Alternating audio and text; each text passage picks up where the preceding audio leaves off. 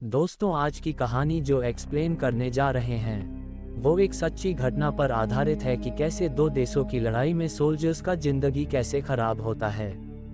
ये समय world war 2 का चल रहा है। अमेरिकन आर्मी के जवान जंग लड़ने के लिए जापान की तरफ बढ़ रही है। फिर जंग होता है और अमेरिकन आर्मी ये जंग जापान से हार जाती है। फिर जापानीज आर्मी इनको बंदी बना लेती है।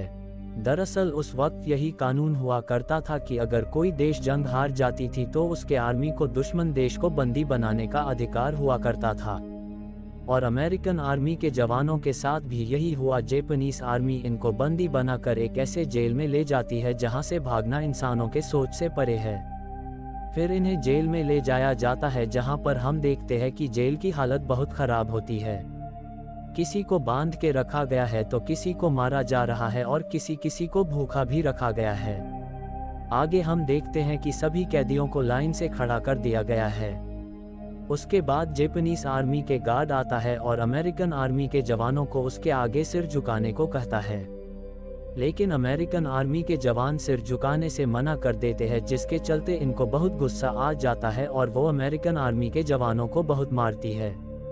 फिर जापानीज आर्मी का वार्डन आता है और अपने लोगों को मारने से रोकता है। फिर वो अमेरिकन आर्मी को एक पेपर देता है और वो इनको पेपर में साइन करने को कहता है।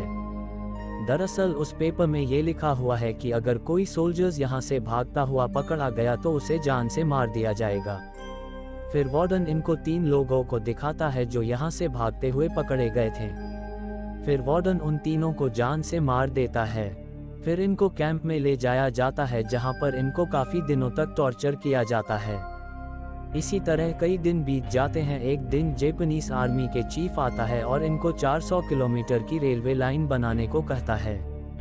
लेकिन वो शर्त रखता है कि अगर तुम सब 18 महीनों के अंदर ये रेलवे लाइन नहीं बना पाए तो तुम सभी को मार दिया जाएगा।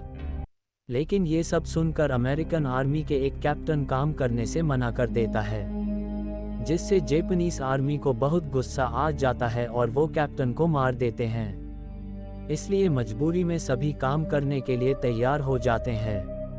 फिर आगे इन सभी रेलवे लाइन बनवाने के लिए काम करवाया जाता है, जिसमें काफ़ी मुश्किलात भी आते हैं। इनमें से काफ़ी लोग मारे भी जाते हैं। इन सभी को खाना भी कम दिया जाता है।